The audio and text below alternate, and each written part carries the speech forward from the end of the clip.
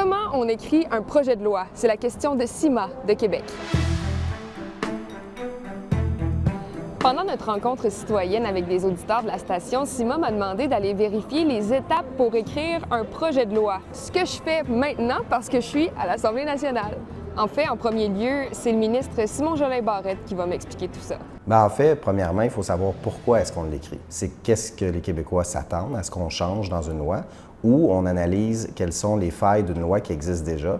Alors, on prend cet objectif-là et on donne le mandat aux juristes. Et par la suite, les légistes nous reviennent avec une première version qui est corrigée, qui est amendée par le ministre, donc par moi. Et par la suite, c'est retourné pour des modifications aux légistes et on va de l'avant avec le dépôt du projet de loi.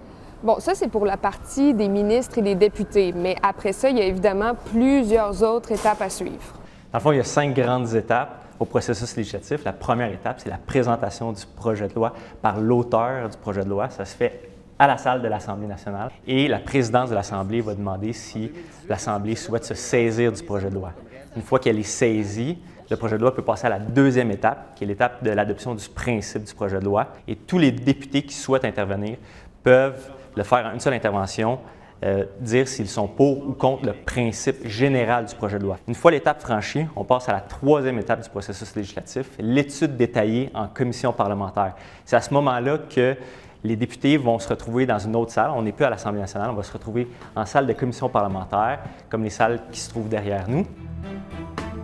Les députés vont se réunir, comme je l'ai mentionné, en petits groupes de 10 députés pour étudier en détail le projet de loi. Mais c'est également dans cette salle-ci que les membres de la commission vont entendre les groupes de la société civile, comme je le mentionnais, organismes, syndicats, experts, professeurs d'université, pour avoir leur avis sur le projet de loi. Une fois le rapport déposé, on passe à la quatrième étape du processus législatif, l'étape de la prise en considération du rapport de la commission. Et tous les députés qui souhaitent intervenir peuvent le faire dans un débat où ils se prononcent sur le rapport de la commission. Une fois que cette étape-là est terminée, on passe à la dernière étape du processus législatif pour décider s'il est adopté ou non. Et là, tout le parcours du projet de loi se termine juste là, dans l'édifice Laurando. C'est là où le lieutenant-gouverneur sanctionne le projet de loi.